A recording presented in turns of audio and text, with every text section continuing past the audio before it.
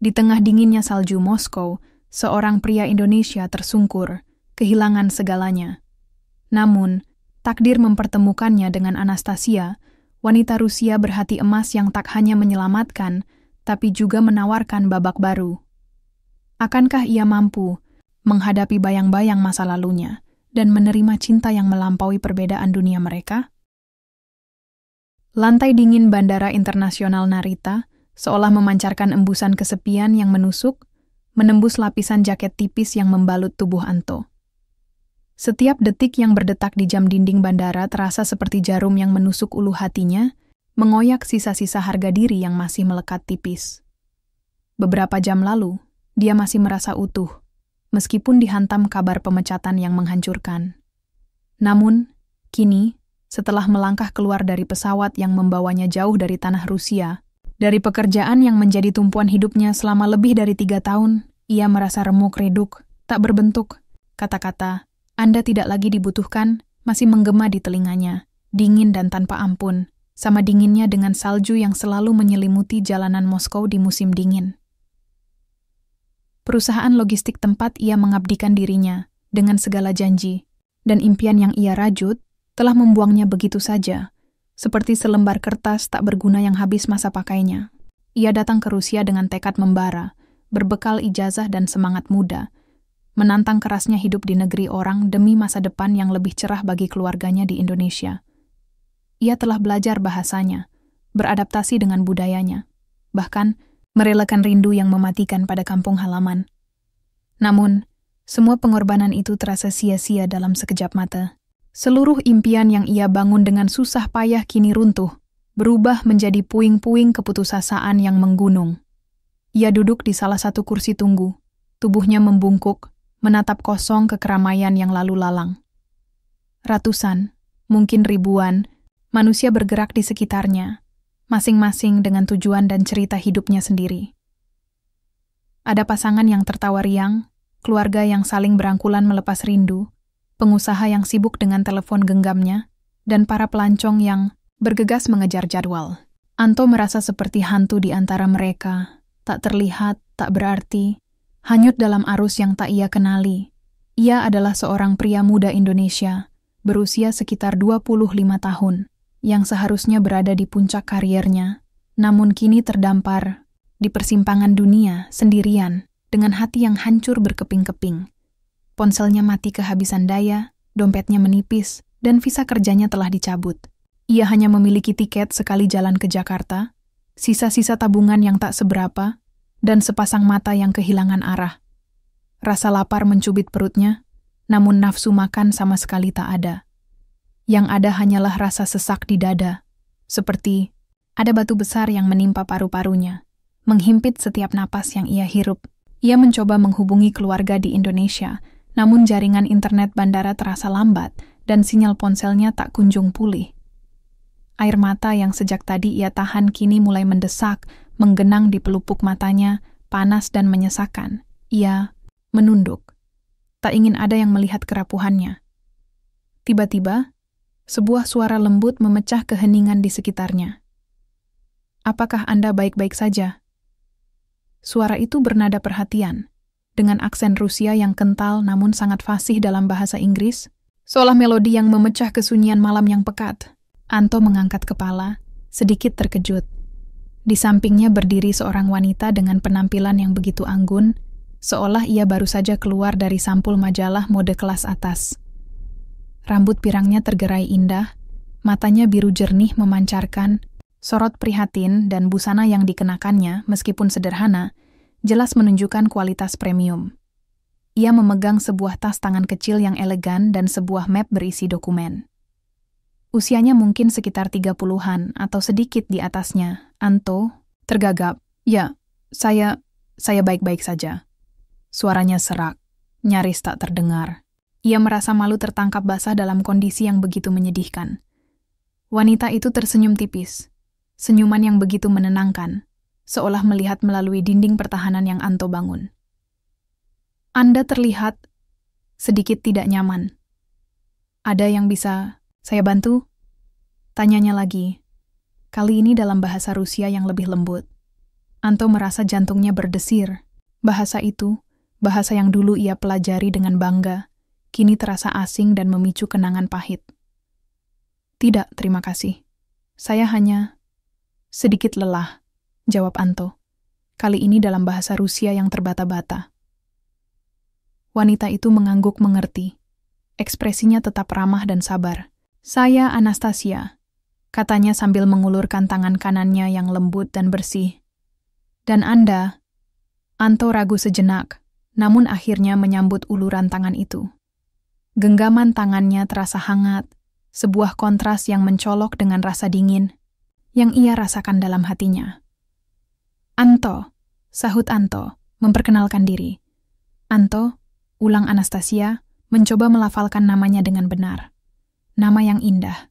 Ia menarik kursinya sedikit lebih dekat, namun tetap menjaga jarak sopan. Saya sedang dalam perjalanan bisnis. Penerbangan saya tertunda beberapa jam. Anto hanya mengangguk, masih merasa canggung. Ia tidak tahu harus berbicara apa. Pikiran tentang pemecatannya, masa depannya yang suram, dan keluarga yang menanti di rumah masih membebani benaknya. Anastasia seolah bisa membaca pikirannya. Apakah ada masalah? Anda tampak sangat sedih, katanya, kali ini dengan nada yang lebih mendalam, penuh empati. Bukan rasa ingin tahu yang menginterogasi, melainkan kepedulian tulus yang terpancar dari setiap kata. Mendengar pertanyaan itu, bendungan air mata Anto yang ia coba tahan sekuat tenaga akhirnya jebol. Tanpa bisa dicegah, air mata mengalir membasahi pipinya. Ia memalingkan wajah, menunduk, mencoba menyembunyikan tangisnya dari pandangan orang asing yang baru ia kenal beberapa menit. Rasa malu bercampur aduk dengan rasa lega yang aneh. Sudah terlalu lama ia menahan semua kesedihan ini sendirian. Anastasia tidak mengatakan apa-apa. Ia hanya mengulurkan sapu tangan kecil yang bersih dan harum kepadanya. Gerakannya lembut, penuh pengertian, tanpa sedikit pun nada menghakimi atau terkejut. Anto mengambil sapu tangan itu, menyeka air matanya yang terus mengalir. Maaf, bisiknya. Saya baru saja kehilangan pekerjaan di Rusia, dan saya tidak tahu harus bagaimana. Suaranya pecah, diiringi isak tangis yang tertahan. Anastasia menatapnya dengan tatapan lembut. Mata birunya seolah menyelami kedalaman jiwanya. Saya turut prihatin mendengarnya, Anto. Kehilangan pekerjaan di negeri orang pasti sangat berat, katanya. Suaranya tetap tenang dan menenangkan. Tapi percayalah, setiap akhir adalah awal yang baru.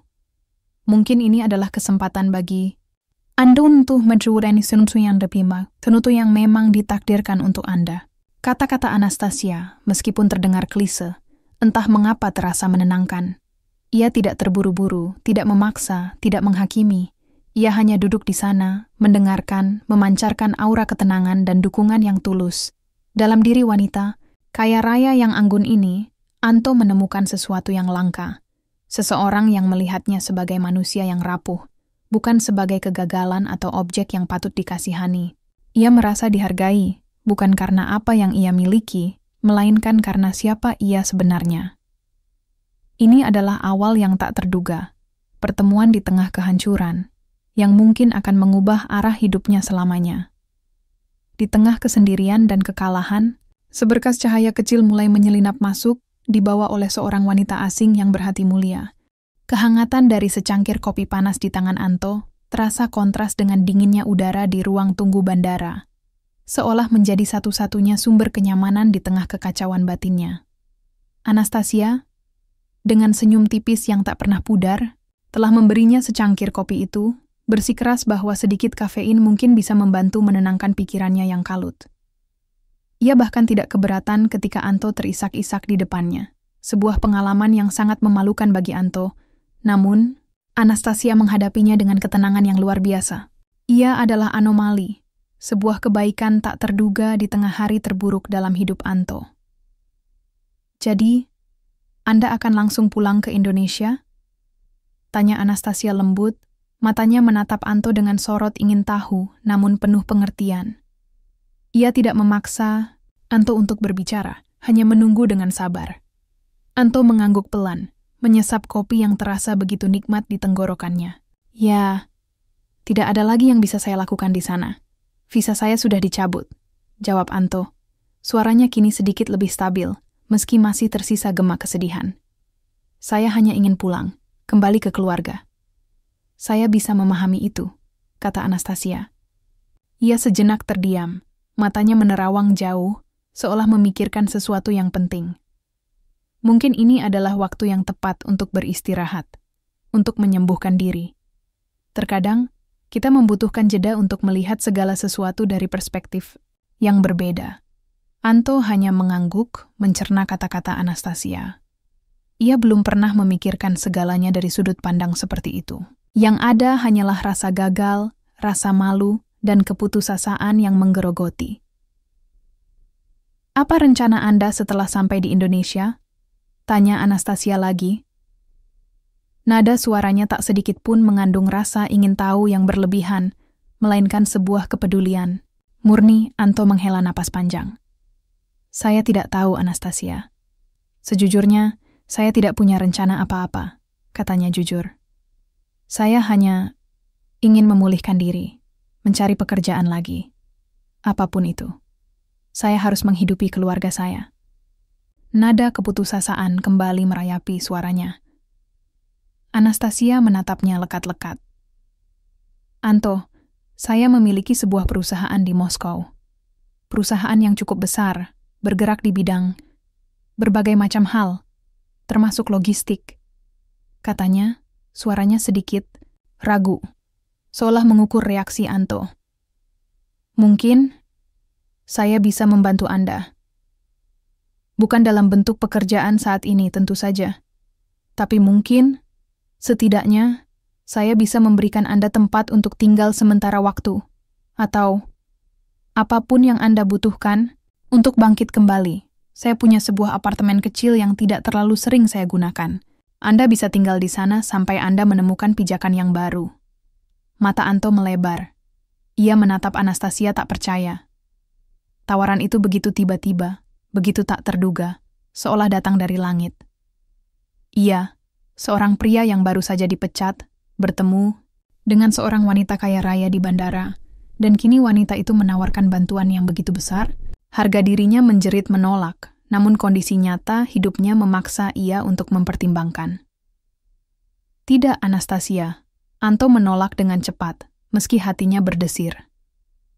Saya tidak bisa menerima itu. Saya tidak ingin merepotkan Anda.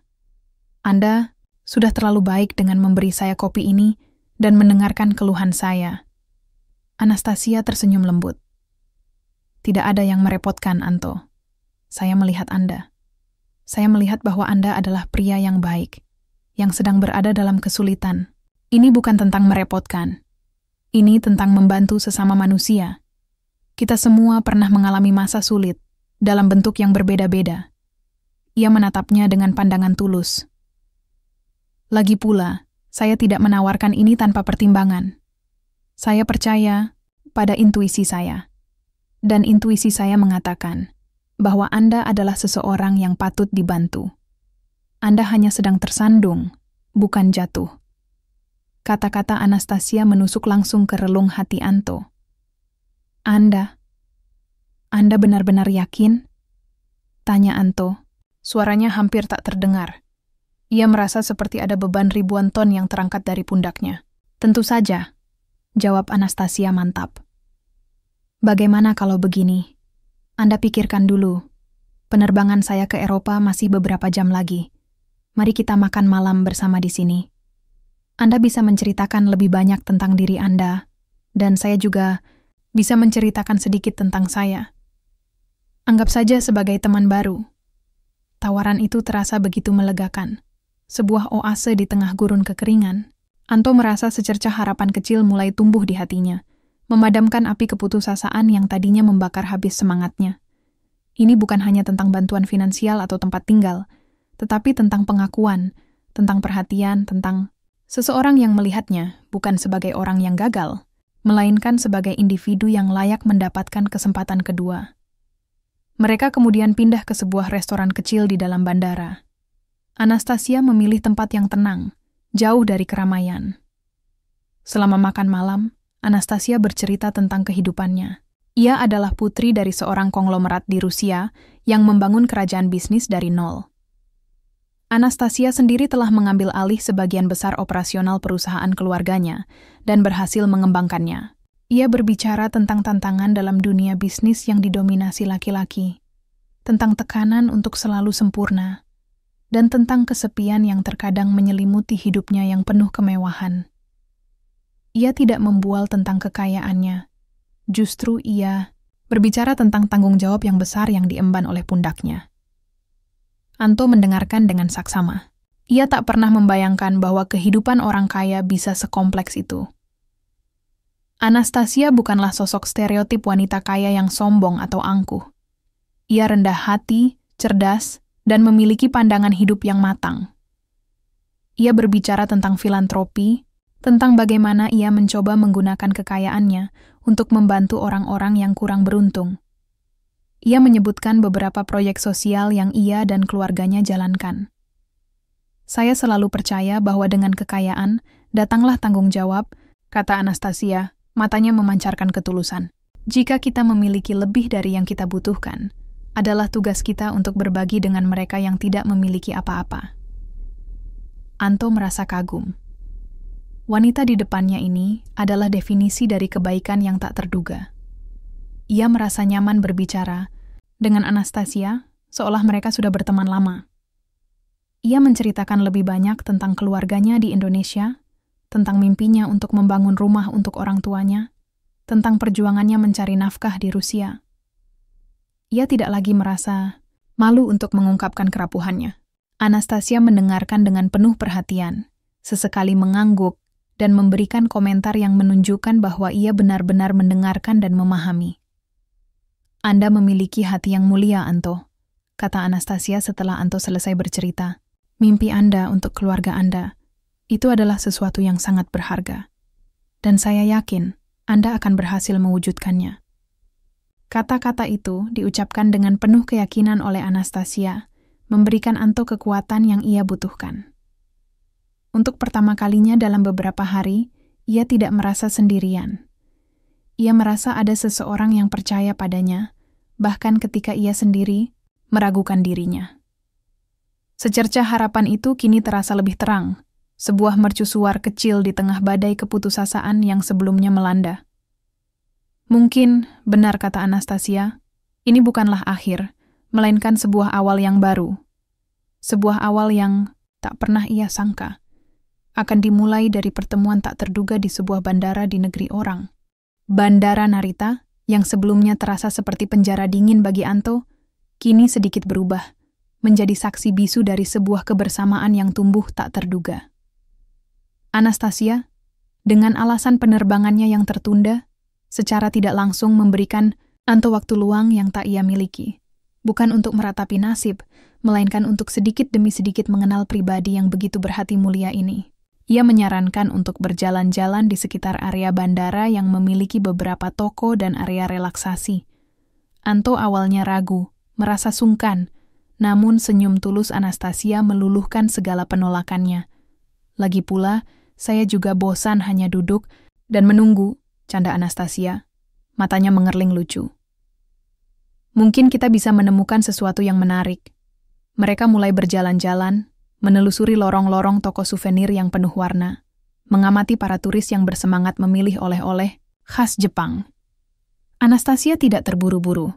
Ia membiarkan Anto menetapkan tempo langkah mereka. Ia sesekali berhenti, menunjuk barang-barang yang menarik perhatiannya, dan bertanya pendapat Anto. Perhatian kecil ini membuat Anto merasa dihargai, seolah keberadaannya benar-benar berarti. Bukan hanya sekadar objek belas kasihan, mereka berhenti di sebuah toko buku yang menjual majalah dan novel dari berbagai negara. Anastasia tertarik pada sebuah buku tentang sejarah Jepang. Ia mulai berbicara tentang minatnya pada budaya dan sejarah, tentang bagaimana ia suka mempelajari hal-hal baru dari berbagai belahan dunia. Anto mendengarkan dengan antusias. Ia tak menyangka seorang pebisnis sukses seperti Anastasia memiliki minat yang begitu dalam pada hal-hal yang bersifat intelektual.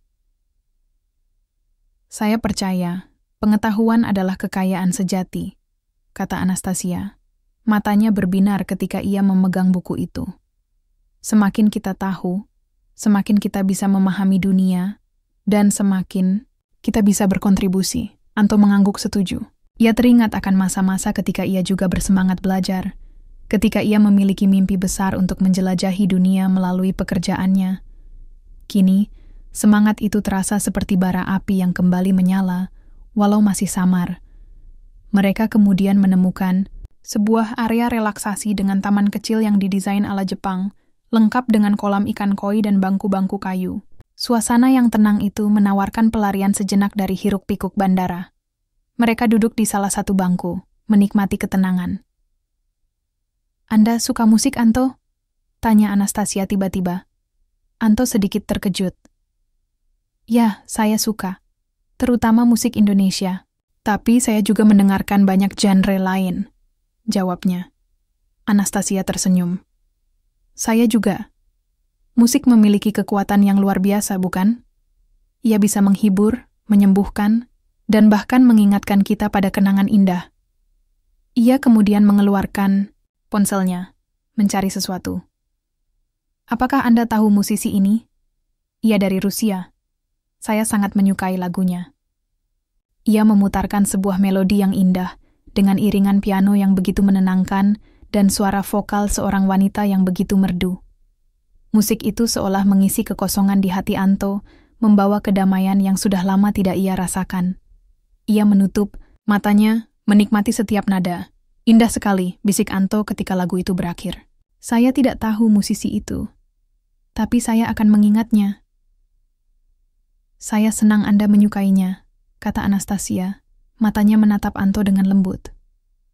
"Musik seringkali menjadi pelarian saya ketika saya merasa lelah atau stres. Ia mengingatkan saya bahwa ada keindahan di dunia ini, bahkan di tengah kesulitan." Percakapan mereka mengalir begitu saja, dari musik ke film, dari pengalaman bepergian ke impian masa depan. Anto menemukan bahwa Anastasia memiliki selera humor yang bagus dan tawa yang renyah. Ia bukan wanita kaku yang hanya bicara bisnis. Ia adalah pribadi yang hangat, ceria, dan penuh empati. Anto mulai merasa nyaman di dekatnya, sebuah perasaan yang sudah lama tidak ia rasakan setelah berminggu-minggu hidup dalam tekanan dan kesendirian. Setiap cerita yang mereka bagikan, setiap tawa yang mereka lontarkan, setiap tatapan mata yang saling berbalas, seolah mengukir jejak kecil di hati Anto. Ia merasa bahwa Anastasia bukan hanya menolongnya karena kasihan, melainkan karena ia benar-benar peduli. Ada ketulusan yang murni dalam setiap gerakannya, setiap kata yang keluar dari bibirnya. Ia melihat Anto sebagai pribadi, bukan hanya sebagai seorang yang sedang tertimpa musibah. Anastasia bahkan menawarkan untuk membantu Anto mengisi daya ponselnya dengan power bank miliknya.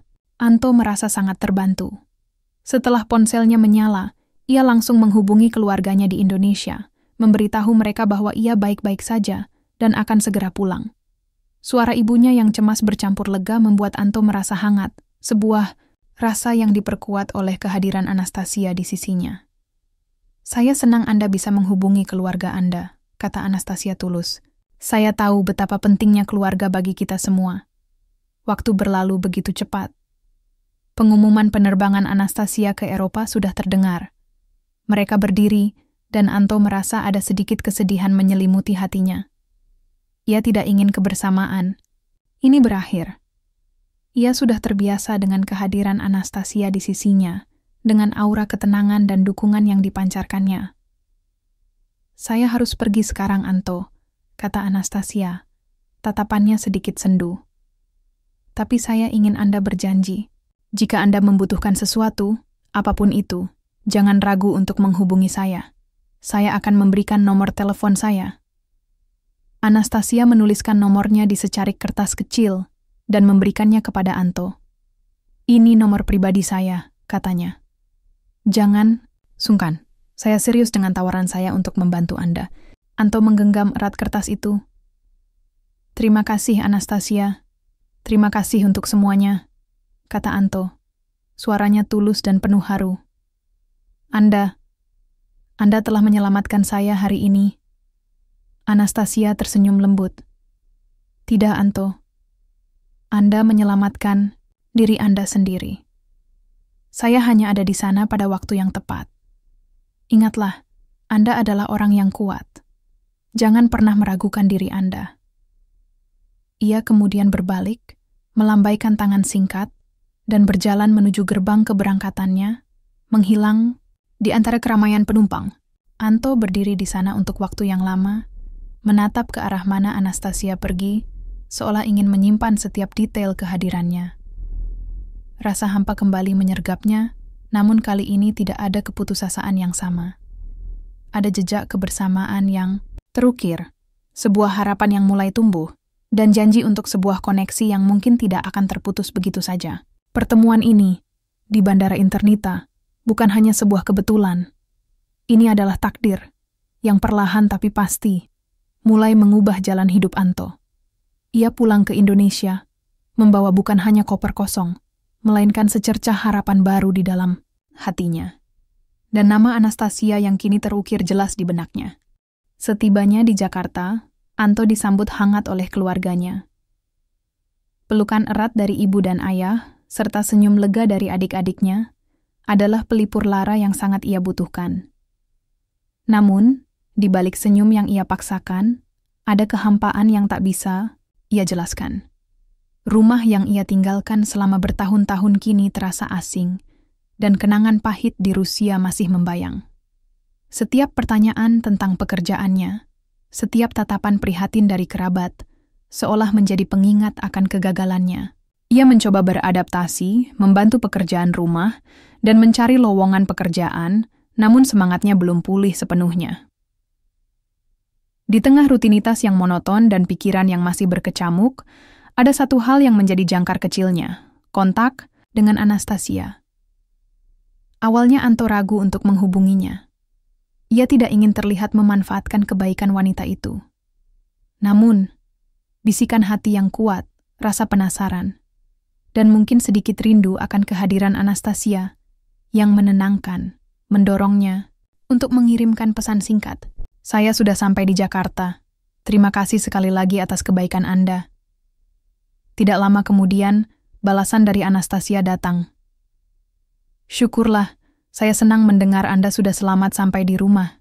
Bagaimana perasaan Anda sekarang?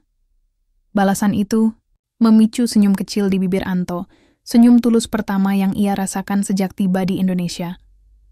Dari pesan singkat itu, komunikasi mereka mulai terjalin.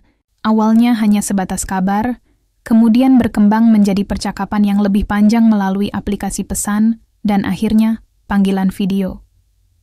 Perbedaan zona waktu yang signifikan antara Indonesia dan Rusia tidak menjadi penghalang. Mereka saling menyesuaikan jadwal, mencari waktu di mana keduanya bisa berbicara tanpa terganggu. Anto menceritakan lebih banyak tentang kehidupannya di Indonesia, tentang kerinduan akan masakan ibunya, tentang persahabatan yang ia tinggalkan, dan tentang proses adaptasinya yang lambat. Anastasia, di sisi lain, berbagi cerita tentang kesibukannya dengan pekerjaan, tentang tantangan yang ia hadapi dalam proyek-proyek besar, dan sesekali tentang momen-momen santai bersama keluarganya. Saya baru saja kembali dari Paris untuk urusan bisnis, kata Anastasia suatu sore dalam panggilan video. Kota itu indah, Anto. Suatu hari, Anda harus mengunjunginya. Anto tersenyum getir. Mungkin suatu hari nanti, Anastasia. Untuk saat ini, saya hanya berusaha untuk bisa bangkit kembali. Anastasia menatapnya dengan lembut. Saya tahu Anda bisa, Anto. Jangan pernah meremehkan potensi dalam diri Anda. Anda memiliki ketekunan dan semangat yang luar biasa. Saya melihatnya. Kata-kata dukungan dari Anastasia, yang selalu datang pada saat yang tepat, seolah menjadi vitamin bagi jiwa Anto yang terluka. Ia tidak pernah menghakimi, tidak pernah merendahkan, bahkan tidak pernah menunjukkan bahwa ia berasal dari dunia yang berbeda. Justru, ia selalu berusaha untuk memahami, memberikan sudut pandang baru, dan menularkan energi positifnya. Seiring berjalannya waktu, Anto mulai merenungkan perasaannya terhadap Anastasia. Awalnya, ia hanya merasakan rasa terima kasih yang mendalam, sebuah hutang budi yang tak terhingga.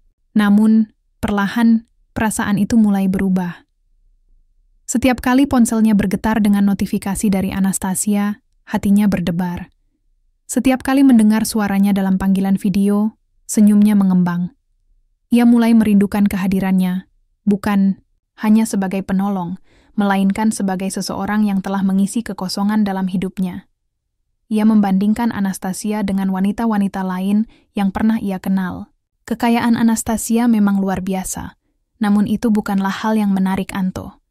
Yang menarik adalah kepribadiannya yang hangat, kecerdasannya, empati yang terpancar dari matanya, dan cara ia melihat Anto sebagai pribadi yang berharga. Ia tidak pernah membicarakan harta atau status, melainkan selalu fokus pada hal-hal yang lebih dalam. Mimpi, harapan, tantangan, dan perasaan. Namun, di balik perasaan yang semakin dalam itu, muncul pula ketakutan dan keraguan. Anto adalah seorang pria yang baru saja dipecat, tanpa pekerjaan tetap, dan hidup sederhana. Anastasia adalah seorang wanita kaya raya, dari keluarga yang terpandang, dengan dunia yang sangat berbeda. Apakah mungkin ada masa depan di antara mereka? Apakah ia pantas untuk seorang wanita seperti Anastasia? Ketakutan akan kegagalan, rasa tidak pantas, dan bayang-bayang masa lalunya di Rusia mulai menghantuinya.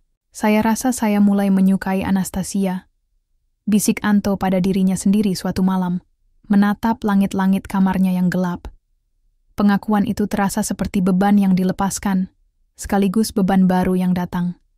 Ia membayangkan bagaimana reaksi orang-orang jika ia mencoba untuk menjalin hubungan dengan Anastasia.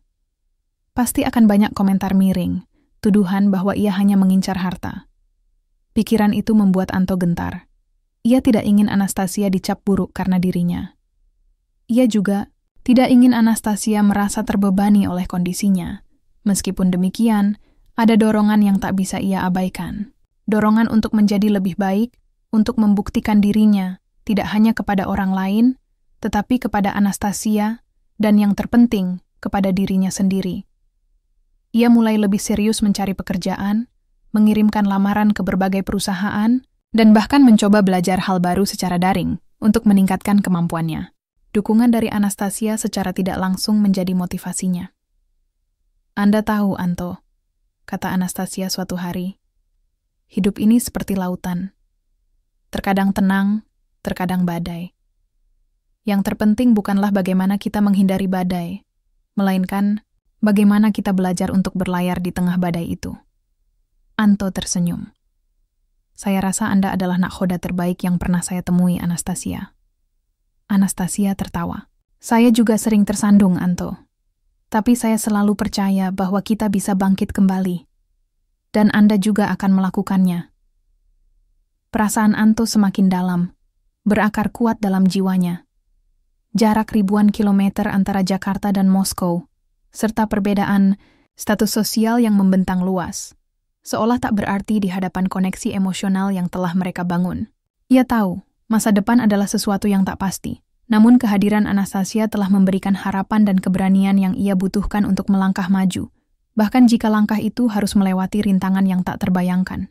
Ia tak tahu apa yang akan terjadi, namun ia siap untuk menghadapi setiap kemungkinan, asalkan ia bisa terus merasakan bisikan hati dan dukungan dari wanita yang telah mengisi kembali hidupnya dengan warna. Satu panggilan video di suatu sore, setelah berbulan-bulan komunikasi jarak jauh yang intens, mengubah segalanya. Anastasia tampak lebih bersemangat dari biasanya, senyumnya lebar dan matanya berbinar. Anto, yang saat itu sedang mencoba menyusun ulang resumenya untuk lamaran kerja kesekian, merasa penasaran sekaligus sedikit gugup. Ada firasat bahwa sesuatu yang besar akan diucapkan oleh Anastasia. Anto, kata Anastasia, suaranya penuh antusiasme. Saya punya ide gila, mungkin, tapi saya benar-benar ingin Anda mempertimbangkannya. Anto mengernyitkan dahi. Ide apa, Anastasia? Saya ingin mengundang Anda ke Rusia, ucap Anastasia. Suaranya kini sedikit melunak, seolah mengantisipasi reaksi Anto. Bukan untuk bekerja, bukan sebagai karyawan atau apapun itu, tapi sebagai tamu. Saya ingin Anda melihat Moskow dari sisi yang berbeda, dari sisi yang mungkin tidak pernah Anda lihat sebelumnya. Saya ingin Anda merasakan kehangatan kota ini, bukan hanya dinginnya. Dan saya ingin Anda merasakan dukungan dari saya, secara langsung. Pernyataan Anastasia seperti bom waktu yang meledak di benak Anto. Rusia. Kata itu sendiri sudah cukup untuk memicu gelombang kenangan pahit yang selama ini ia coba kubur dalam-dalam. Dinginnya pemecatan, rasa malu, kegagalan, dan kehampaan yang mengikutinya. Kembali ke sana, ke tempat yang telah mencabik-cabik harga dirinya, adalah hal terakhir yang ingin ia lakukan. Tubuhnya menegang, senyumnya memudar. Rusia? Anto mengulang, suaranya tercekat. Anastasia, Anda tahu bagaimana saya berakhir di sana. Saya tidak yakin bisa kembali ke sana. Wajah Anastasia menunjukkan ekspresi pengertian dan kesedihan. Saya tahu, Anto. Saya tahu itu akan sulit bagi Anda. Tapi, bukankah Anda ingin menghadapi masa lalu Anda? Untuk membuktikan pada diri sendiri bahwa Anda lebih kuat dari sekadar kegagalan? Ini bukan tentang kembali ke masa lalu yang menyakitkan, melainkan tentang menciptakan kenangan baru, yang indah, di tempat yang sama. Anto terdiam, pikirannya berkecamuk hebat. Di satu sisi, ia ingin sekali melihat Anastasia secara langsung, merasakannya di dekatnya, membalas kebaikan yang tak terhingga yang telah ia berikan. Ia merindukan senyumnya, tawa renyahnya, dan bisikan-bisikan positif yang selalu memberinya semangat. Di sisi lain, ketakutan akan bayang-bayang masa lalu itu begitu besar. Bagaimana jika ia bertemu dengan mantan rekan kerjanya? Bagaimana jika ia kembali merasakan malu yang sama? Bagaimana jika ia tidak bisa mengatasi trauma itu? Saya tahu ini bukan keputusan yang mudah, kata Anastasia, memecah keheningan yang panjang. Ambil waktu Anda. Pikirkan baik-baik.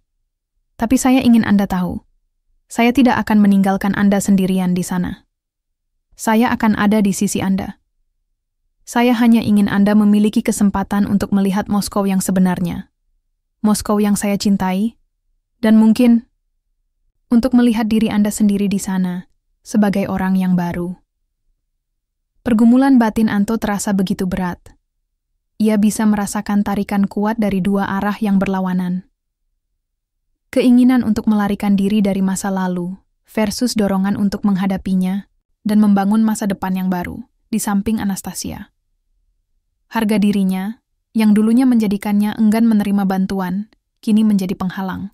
Ia tidak ingin Anastasia melihatnya sebagai pria lemah yang selalu bergantung. Selama beberapa hari berikutnya, pikiran Anto dipenuhi oleh tawaran Anastasia. Ia berbicara dengan orang tuanya, mencoba meminta nasihat. Mereka, dengan segala pengertiannya, hanya bisa memberikan dukungan moral dan menyerahkan keputusan sepenuhnya kepada Anto. Nak, yang terpenting adalah kebahagiaanmu. Jika kamu merasa ini bisa membuatmu lebih baik, jangan ragu. Ia mengingat setiap percakapannya dengan Anastasia, setiap dukungan, setiap tawa. Ia mengingat bagaimana Anastasia telah membantunya bangkit dari keterpurukan, bagaimana wanita itu melihatnya melampaui kegagalannya. Apakah ia akan membiarkan ketakutan lama menghalangi kebahagiaan baru? Apakah ia akan membiarkan bayang-bayang masa lalu merenggut kesempatan ini? Malam itu, di bawah kerlipan bintang-bintang Jakarta, Anto membuat keputusan. Ia lelah berlari, ia lelah bersembunyi.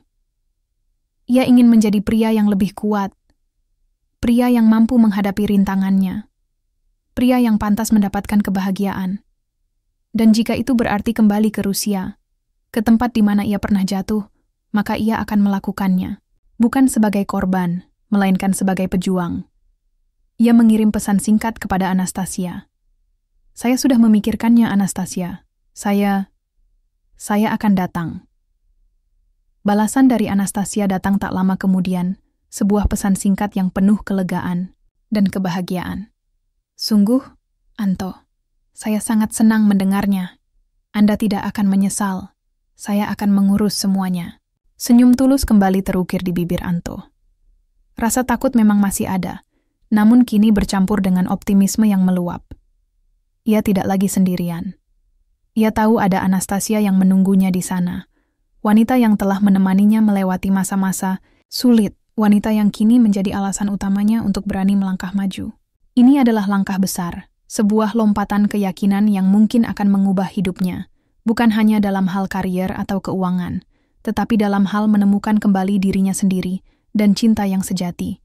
Perjalanan ke Rusia kali ini bukan tentang kembali ke kehancuran, melainkan tentang membangun fondasi baru bagi masa depannya. Suara pengumuman di Bandara Internasional Sheremetyevo, Moskow, yang memanggil nama-nama penumpang dalam bahasa Rusia yang familiar, mengirimkan gelombang deja vu yang kuat pada Anto. Langkah kakinya terasa berat, setiap langkah seolah membawa kembali memori yang terpendam, memori akan hari pemecatan, rasa malu, dan kehampaan yang mendalam. Jantungnya berdebar kencang, bukan hanya karena antisipasi bertemu Anastasia, melainkan juga karena ketakutan yang menggerogoti. Ia kembali ke Rusia, negeri yang pernah memberinya harapan, lalu merenggutnya. Namun, semua ketakutan itu sejenak lenyap ketika ia melihat sosok Anastasia berdiri di area kedatangan. Ia mengenakan mantel tebal berwarna merah marun, rambut pirangnya tergerai indah, dan senyumnya begitu hangat, seolah mampu mencairkan dinginnya udara Moskow. Matanya berbinar ketika melihat Anto. "Anto!" Anastasia berseru gembira, melangkah maju dan memeluk Anto dengan erat. Pelukan itu terasa begitu melegakan, sebuah jangkar di tengah badai emosi yang Anto rasakan. Aroma parfumnya yang lembut mengisi indera penciumannya, memberikan rasa nyaman yang tak terlukiskan. "Anastasia," bisik Anto, membalas pelukan itu tak kalah erat. Untuk sesaat, ia lupa akan segala ketakutannya. Yang ada hanyalah kelegaan karena wanita ini, yang telah menjadi sandaran hatinya dari kejauhan, kini nyata di hadapannya. Setelah berpelukan, Anastasia menggandeng tangan Anto, menuntunnya keluar dari bandara. "Sudah lama sekali saya ingin Anda kembali ke sini." "Saya senang Anda akhirnya datang," kata Anastasia. Senyumnya tak lepas dari bibirnya. Perjalanan dari bandara menuju pusat kota Moskow terasa surreal bagi Anto. Kota itu masih sama, megah dan menawan dengan arsitektur klasik dan jalanan yang sibuk. Namun, kali ini, ia melihatnya dari sudut pandang yang berbeda. Di sampingnya ada Anastasia, wanita yang telah menunjukkan padanya sisi lain dari kehidupan, sisi kebaikan dan harapan. Anastasia menunjuk beberapa landmark, menceritakan sejarah singkat tentang bangunan-bangunan itu, dan Anto mendengarkan dengan saksama, mencoba menyerap setiap informasi, setiap keindahan yang ia lewatkan sebelumnya. Anastasia membawa Anto ke sebuah apartemen mewah yang tak jauh dari pusat kota. Sebuah unit yang ia sebut kecil, namun terasa sangat luas dan nyaman bagi Anto. "Ini akan menjadi tempat tinggal Anda selama di sini," kata Anastasia. "Jangan khawatir tentang apapun. Anggap saja ini rumah Anda." Selama beberapa hari pertama, Anto mencoba beradaptasi. Anastasia memperkenalkannya pada beberapa teman dekatnya, yang semuanya menyambut Anto dengan ramah. Mereka makan malam bersama, di restoran-restoran mewah, mengunjungi museum, dan berjalan-jalan di Red Square yang ikonik. Anto mulai merasakan kehangatan Moskow yang Anastasia maksud, kehangatan yang jauh berbeda dengan dinginnya kenangan yang ia bawa. Namun, takdir memiliki caranya sendiri untuk menguji. Suatu sore, saat Anto dan Anastasia sedang berjalan-jalan di sebuah pusat perbelanjaan kelas atas, sebuah suara memanggil namanya. "Anto? Astaga, ini benar-benar kamu?" Anto menegang. Jantungnya mencelos. Ia berbalik, dan di sana, berdiri seorang pria paruh baya dengan setelan jas rapi, tatapan terkejut di wajahnya. Itu adalah Ivan, mantan manajernya di perusahaan logistik yang telah memecatnya. Pria yang menjadi penyebab langsung dari kehancuran hidup Anto beberapa bulan lalu. Senyum Anto langsung memudar. Tubuhnya terasa kaku. Semua kenangan pahit itu kembali, menyerbu, seolah ia kembali ke hari-hari kelam itu. Rasa malu, rasa tidak berguna, dan amarah yang terpendam, semua campur aduk. "Ivan," Anto menyapa.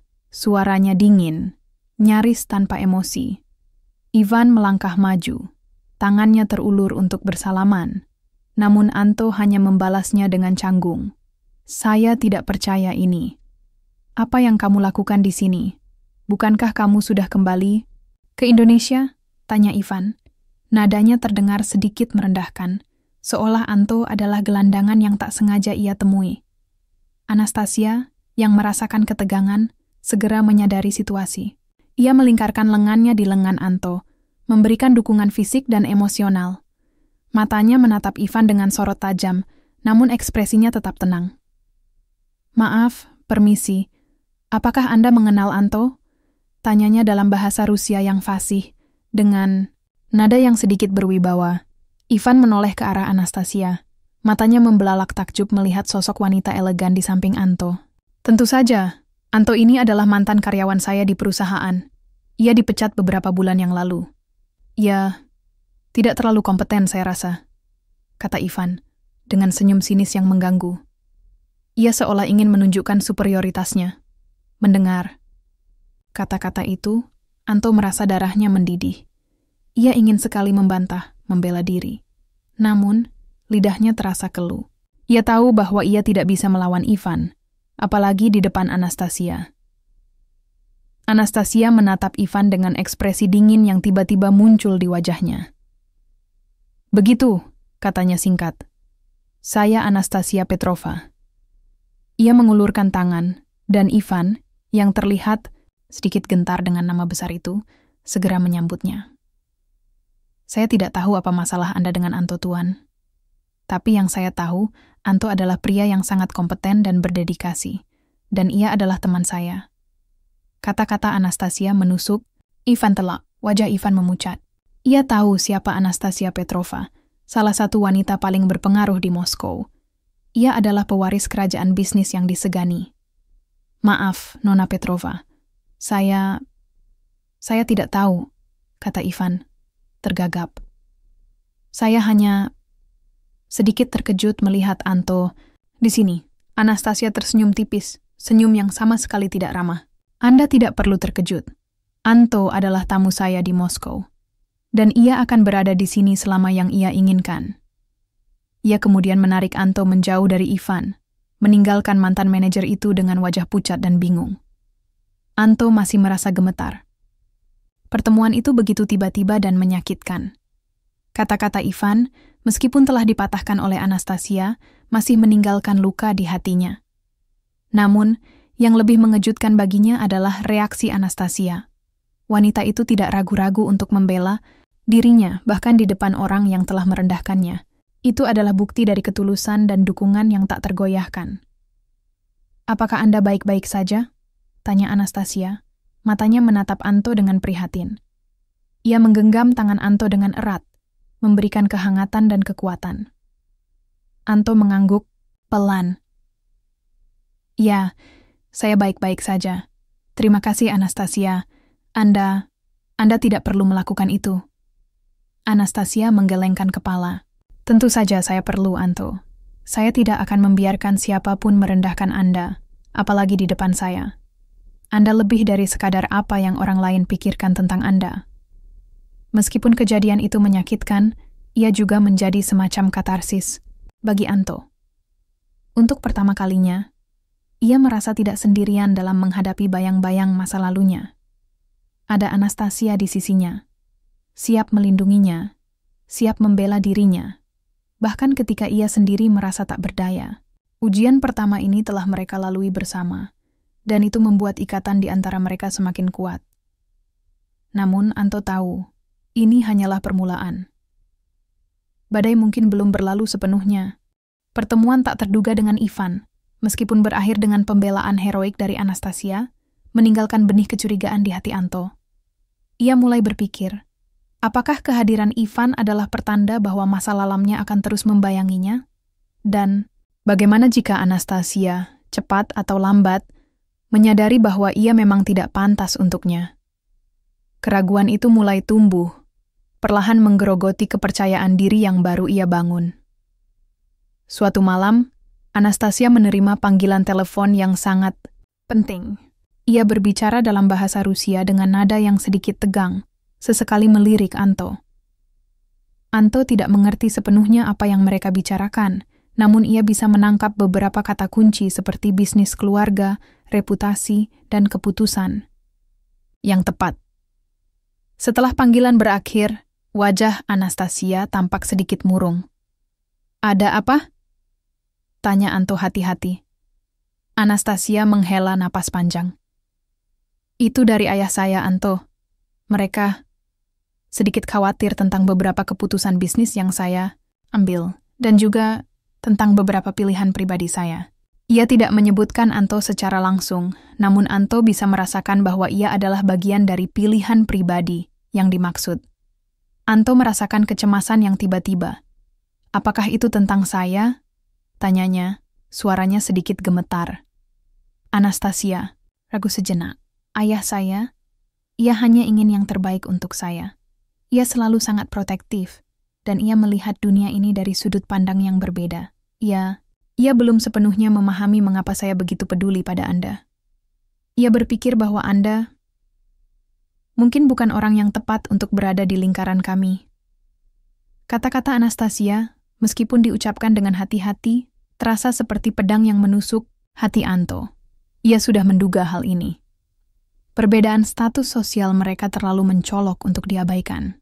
Keluarga Anastasia yang terpandang, dengan kekayaan dan pengaruh yang tak terhingga, pasti tidak akan menerima seorang pria biasa yang baru saja dipecat dari pekerjaannya untuk berada di sisi putri mereka. Rasa tidak pantas itu kembali menyeruak, lebih kuat dari sebelumnya. "Saya mengerti," kata Anto, suaranya datar. "Saya tahu ini akan menjadi masalah. Saya tidak ingin Anda menghadapi masalah dengan keluarga Anda karena saya." Anastasia segera memegang tangannya. "Tidak, Anto. Ini bukan masalah. Ini hanya pandangan yang berbeda. Keluarga saya perlu waktu untuk mengenal Anda, dan saya akan memastikan mereka memahami bahwa Anda adalah orang yang baik, yang tulus, dan yang pantas untuk saya." Meskipun Anastasia berusaha meyakinkan, keraguan di hati Anto semakin membesar. Beberapa hari kemudian, Anto tak sengaja mendengar percakapan antara Anastasia dan salah satu asisten pribadinya melalui telepon. Anto tidak bermaksud menguping, namun suara Anastasia yang meninggi membuat ia tak sengaja mendengarnya. Mereka berbicara tentang pemborosan, risiko reputasi, dan keputusan yang tidak bijaksana. Meskipun Anto tidak yakin apakah pembicaraan itu tentang dirinya, benaknya mulai merangkai skenario terburuk. Apakah Anastasia menyesal telah membawanya ke sini? Apakah ia hanya menjadi beban? Kecurigaan itu ditambah dengan tekanan dari massa, lalunya mulai membuat Anto menarik diri. Ia menjadi pendiam, sering melamun, dan menghindari kontak mata dengan Anastasia. Anastasia menyadari perubahan sikap Anto dan mencoba untuk berbicara dengannya. "Anto, ada apa?" tanya Anastasia suatu malam, matanya memancarkan kekhawatiran. "Anda terlihat gelisah. Apakah ada yang mengganggu pikiran Anda?" Anto ragu sejenak. Saya hanya merasa tidak enak badan." Ia berbohong. Ia tidak berani mengungkapkan kecurigaannya, takut jika itu akan menyakiti Anastasia. Anastasia menatapnya dengan tatapan tajam, seolah bisa membaca pikirannya. "Anto, jangan berbohong kepada saya. Saya tahu ada sesuatu yang mengganggu Anda. Saya ingin Anda jujur. Apapun itu, kita bisa menghadapinya bersama." Karena didesak oleh Anastasia, Anto akhirnya mengungkapkan sebagian kecil dari kegelisahannya. Saya perasa menggaya modis, Anastasia. Saya telah ingin Anda menghadapi masalah dengan keluarga Anda karena saya. Saya ini bukan siapa-siapa. Dan Anda adalah seseorang yang sangat penting. Dunia kita terlalu berbeda. Anastasia menghela napas panjang. Ia duduk di samping Anto, menggenggam tangannya. "Anto, saya tidak peduli dengan status atau kekayaan. Saya peduli pada Anda, pada hati Anda, pada jiwa Anda, pada kebaikan yang saya lihat di dalam diri Anda. Jangan biarkan orang lain, atau bahkan diri Anda sendiri, meragukan itu." Namun kecurigaan Anto belum sepenuhnya hilang. Ia masih dihantui oleh bayang-bayang masa lalunya dan rasa tidak pantas. Puncak konflik terjadi pada sebuah acara sosial besar yang diadakan oleh keluarga Anastasia. Anto hadir sebagai pendamping. Anastasia mencoba berbaur dengan para tamu yang semuanya adalah tokoh-tokoh penting dan berpengaruh. Ia merasa seperti ikan yang salah tempat, canggung, dan tidak nyaman. Di tengah acara, Anto melihat Anastasia sedang berbicara dengan seorang pria parubaya yang terlihat sangat berkuasa, mungkin salah satu kerabat dekatnya. Pria itu sesekali melirik ke arah Anto dengan tatapan merendahkan, lalu kembali berbicara dengan Anastasia dengan nada yang tegas. Anto tidak bisa mendengar apa yang mereka bicarakan, namun ia bisa merasakan aura ketidaksetujuan yang begitu kuat. Saat Anastasia kembali ke sisi Anto, wajahnya tampak lelah. "Ayah saya, ia baru saja mengatakan kepada saya bahwa saya harus lebih berhati-hati dalam memilih teman. Ia khawatir tentang reputasi perusahaan." Kata-kata itu bagaikan pukulan telak bagi Anto. Ia merasa malu, marah, dan sakit hati. Ia merasa bahwa ia adalah beban bagi Anastasia, penyebab masalah bagi keluarganya. Ia ingin menghilang begitu saja. "Saya rasa saya harus pergi, Anastasia," kata Anto, suaranya dingin dan putus asa. "Saya tidak bisa berada di sini. Saya tidak bisa menjadi penyebab masalah bagi Anda. Dunia kita memang berbeda. Saya yang mudah pantah untuk Anda." Mata Anastasia melebar. "Anto, apa yang Anda katakan? Jangan konyol. Anda tidak akan pergi kemanapun. Anda adalah tamu saya, dan Anda adalah teman saya. Dan lebih dari itu, Anda adalah seseorang yang sangat penting bagi saya." Namun Anto sudah terlalu larut dalam keputusasaan dan kecurigaannya. Ia merasa terpojok oleh bayang-bayang masa lalu dan tekanan dari dunia Anastasia yang begitu berbeda. "Tidak, Anastasia, saya harus pergi," katanya, lalu berbalik dan berjalan cepat menuju pintu keluar, meninggalkan Anastasia yang terkejut dan terluka di tengah keramaian. Badai kecurigaan dan rasa tidak pantas telah meretakkan kepercayaan yang selama ini mereka bangun, membawa hubungan mereka ke ambang kehancuran. Puncak konflik ini telah tiba, dan Anto merasa bahwa ia telah kalah. Ia dalam pertarungan melawan dirinya sendiri. Keputusan Anto untuk pergi dari acara keluarga Anastasia adalah sebuah reaksi spontan yang didorong oleh rasa malu, tidak pantas, dan keputusasaan yang memuncak. Namun, begitu ia melangkah keluar dari mansion mewah itu, ia menyadari kesalahannya. Dinginnya udara Moskow yang menusuk kulitnya tak seberapa dibandingkan dengan dinginnya kekosongan yang tiba-tiba ia rasakan. Ia telah melukai Anastasia, wanita yang telah memberikan segalanya untuknya. Hatinya mencelos, menyesali setiap langkah dan setiap kata yang telah ia ucapkan. Anto berjalan tanpa arah di jalanan Moskow yang lengang. Pikirannya dipenuhi oleh wajah Anastasia yang terluka, tatapan bingung dan sedih yang ia tinggalkan di tengah kekeramaian pesta. Ia merasa seperti pengecut, seorang yang tidak tahu berterima kasih. Harga dirinya yang rapuh telah membuatnya lari dari kenyataan, dari sebuah hubungan yang tulus. Tiba-tiba, ia merasakan sebuah tangan menyentuh lengannya. Anto berbalik, dan di sana berdiri Anastasia, terengah-engah, wajahnya sedikit merah karena berlari, namun matanya memancarkan tekad yang kuat. Ia tidak peduli dengan gaun pestanya yang elegan atau dinginnya malam. Yang ia pedulikan hanyalah Anto. "Anto, kenapa Anda pergi?" tanya Anastasia. Suaranya sedikit bergetar, namun penuh ketegasan. "Kenapa Anda tidak mau menghadapi saya?" Anto menunduk, tidak berani menatap mata Anastasia. Saya minta maaf, Anastasia.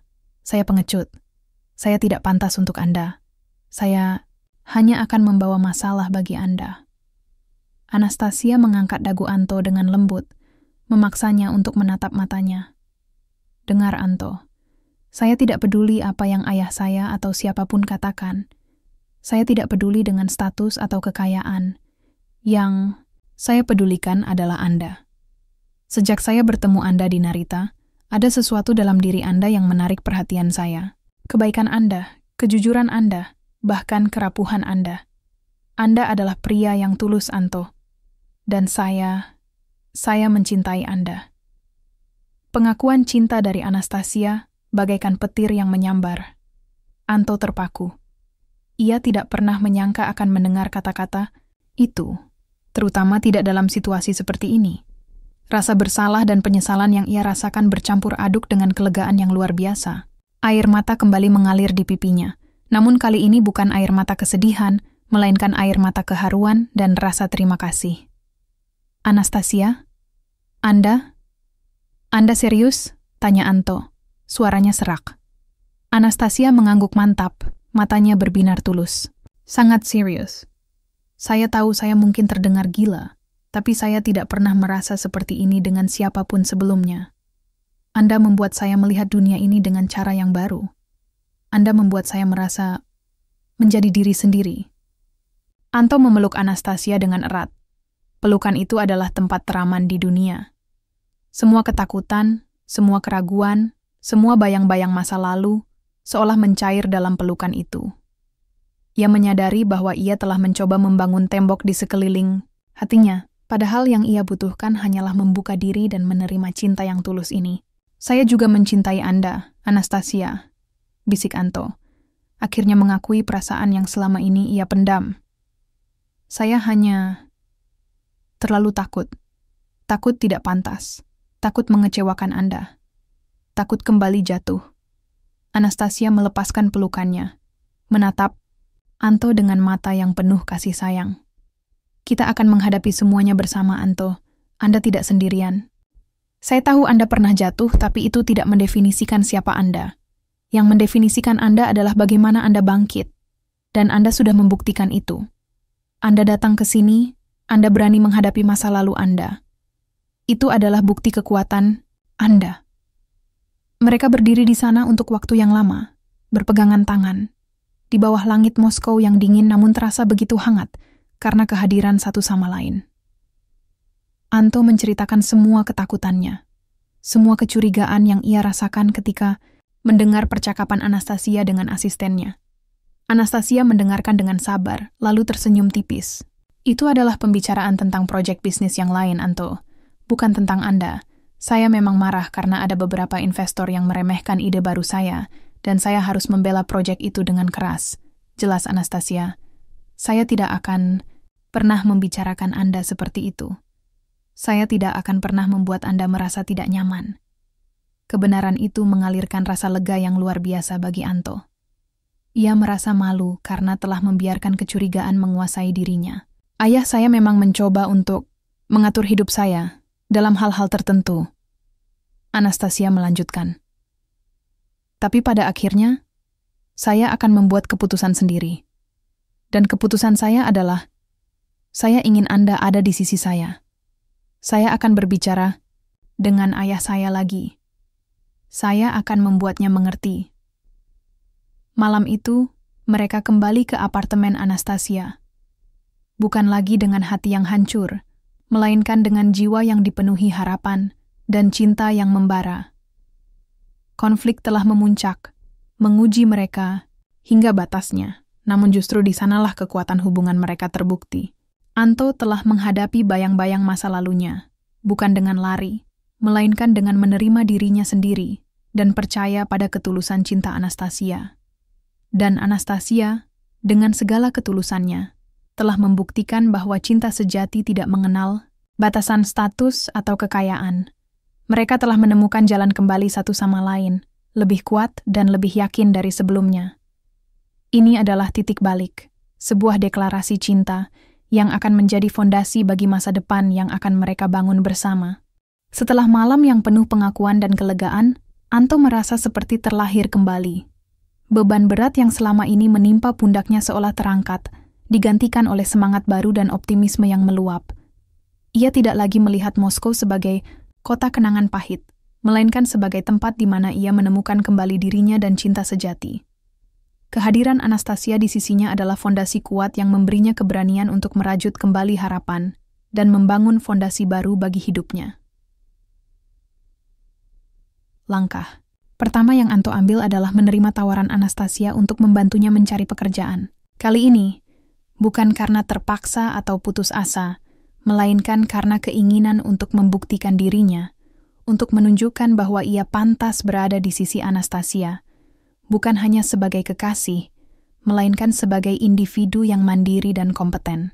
Anastasia, dengan jaringan dan pengaruhnya, tidak langsung memberinya posisi di perusahaannya, melainkan menghubungkannya dengan beberapa kenalan di bidang logistik dan konsultasi bisnis yang sesuai dengan latar belakang dan minat Anto. "Saya ingin Anda menemukan sesuatu yang benar-benar Anda nikmati, Anto," kata Anastasia suatu pagi saat mereka sarapan bersama di apartemennya. "Sesuatu yang membuat Anda merasa bersemangat lagi. Jangan pernah merasa harus membuktikan apapun kepada saya. Anda sudah membuktikan diri Anda dengan cara Anda sendiri." Anto tersenyum. "Tapi saya ingin melakukannya, Anastasia. Untuk diri saya, untuk Anda, dan untuk masa depan kita." Ia menjalani beberapa wawancara. Dengan kepercayaan diri yang baru dan dukungan moral dari Anastasia, Anto berhasil menampilkan dirinya dengan baik. Ia tidak lagi dihantui oleh rasa malu akan pemecatannya. Ia belajar dari pengalaman itu, tumbuh menjadi pribadi yang lebih tangguh dan bijaksana. Akhirnya, setelah beberapa minggu, sebuah perusahaan konsultan logistik multinasional menawarkan posisi manajer proyek kepadanya. Pekerjaan itu tidak hanya menawarkan gaji yang layak, tetapi juga peluang untuk mengembangkan karir dan menggunakan keahliannya secara maksimal. Anto sangat gembira. Ia langsung memberitahu Anastasia, yang menyambut kabar itu dengan pelukan, erat dan senyuman bahagia. "Saya tahu Anda bisa, Anto. Saya selalu percaya pada Anda," serunya. Dengan pekerjaan baru ini, Anto mulai membangun kembali stabilitas keuangannya. Ia menyewa sebuah apartemen kecil yang tak jauh dari kantornya. Meskipun Anastasia bersikeras ia bisa tetap tinggal di apartemen miliknya. Anto menolak dengan halus. "Saya ingin mandiri, Anastasia.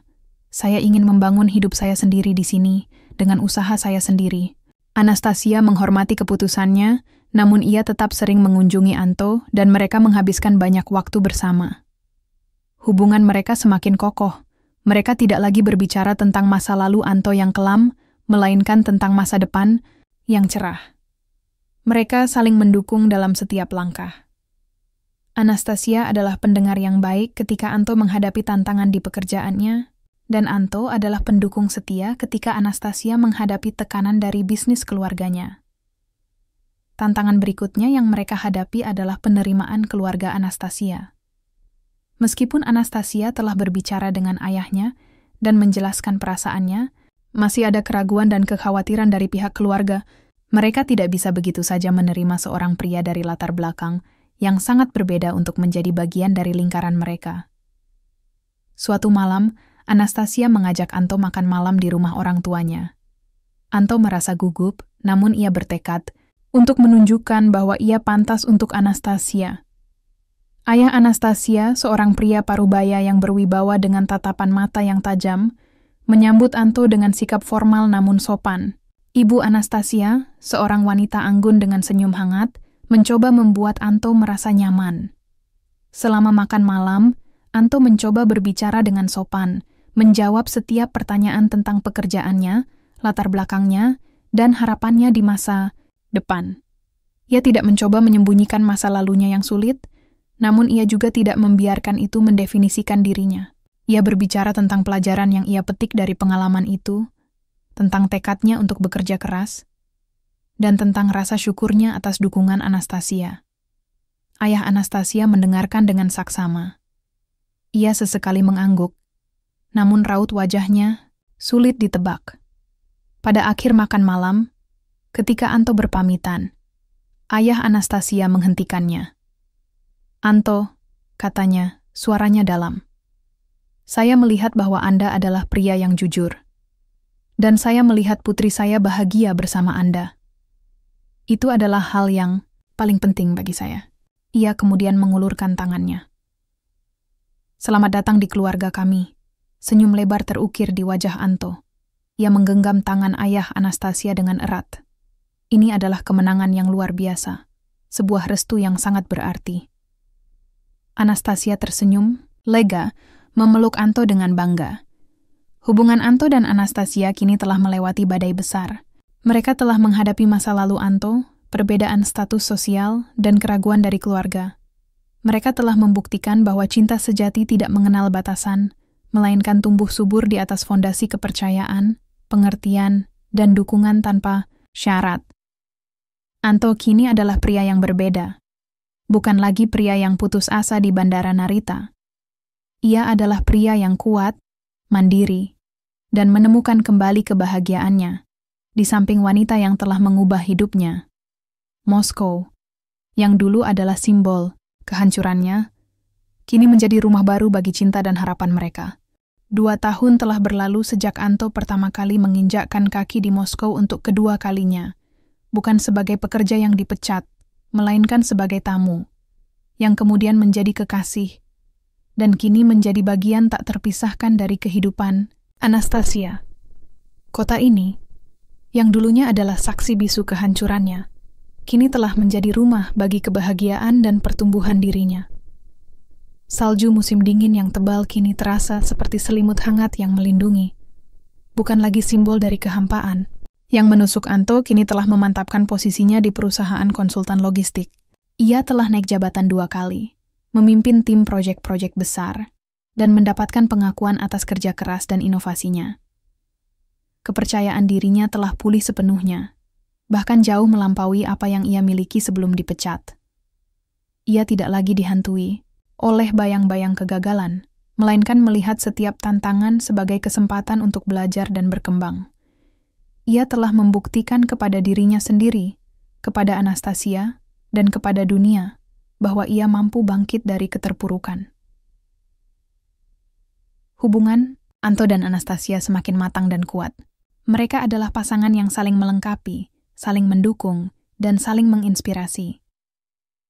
Perbedaan latar belakang mereka yang dulunya terlihat seperti jurang pemisah, kini justru menjadi kekuatan yang membuat hubungan mereka unik dan kaya.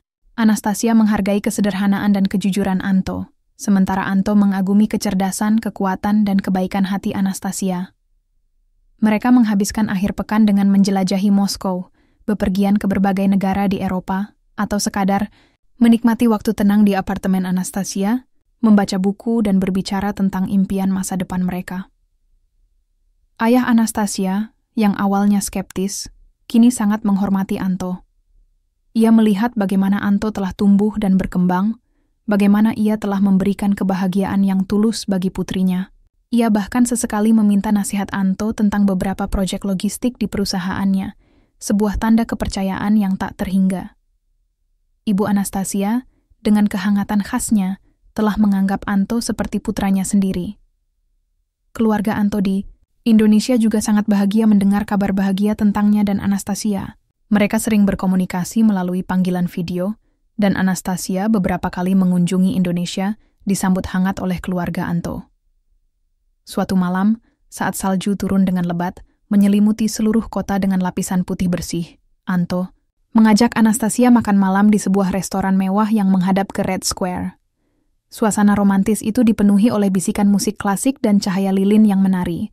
Anto merasa jantungnya berdebar kencang, bukan karena gugup, melainkan karena kebahagiaan yang meluap. Di tengah hidangan penutup, Anto mengeluarkan sebuah kotak beludru kecil dari saku jasnya.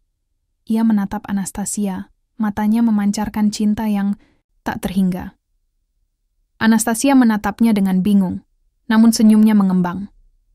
Anastasia, Anto memulai. Suaranya sedikit bergetar, namun penuh keyakinan. 2 tahun yang lalu, di Bandara Narita, Anda menyelamatkan saya dari kegelapan. Anda ingin melihat Tanya ketika tidak ada orang lain yang melihat. Anda percaya pada saya ketika saya sendiri meragukan diri saya. Anda telah mengajarkan saya arti kekuatan, kebaikan, dan cinta yang tulus. Anastasia menatapnya dengan mata berkaca-kaca, seolah bisa merasakan setiap emosi dalam kata-kata Anto. Saya tahu dunia kita berbeda, lanjut Anto. Tapi cinta kita telah membuktikan bahwa perbedaan itu bukanlah halangan, melainkan sebuah jembatan. Saya ingin menghabiskan sisa hidup saya bersama Anda, Anastasia. Saya ingin membangun masa depan kita, bersama. Anto kemudian berlutut di hadapan Anastasia, membuka kotak beludru itu, memperlihatkan sebuah cincin berlian yang berkilauan. "Maukah Anda menjadi istri saya?" Anastasia menutup mulutnya dengan tangan. Air mata bahagia mengalir membasahi pipinya. Ia mengangguk berkali-kali. Tidak bisa mengucapkan kata-kata karena terlalu haru. "Ya Anto, ya saya mau," serunya. Anto menyematkan cincin itu di jari manis Anastasia, dan mereka berpelukan erat, diiringi tepuk tangan hangat dari para pengunjung restoran. Momen itu terasa seperti mimpi yang menjadi kenyataan, sebuah puncak dari perjalanan yang penuh lika-liku. Anto kini adalah seorang pria yang lengkap. Ia tidak hanya menemukan cinta sejati, tetapi juga menemukan kembali jati dirinya. Ia telah belajar bahwa kegagalan bukanlah akhir dari segalanya, melainkan awal dari sesuatu yang lebih besar. Ia telah belajar bahwa kebahagiaan sejati bukanlah tentang kekayaan atau status, melainkan tentang cinta, penerimaan, dan ketulusan hati. Dalam pelukan Anastasia, Anto merenungkan kembali perjalanannya, dari seorang pria muda yang hancur di bandara, hingga menjadi seorang yang kuat dan dicintai di Moskow.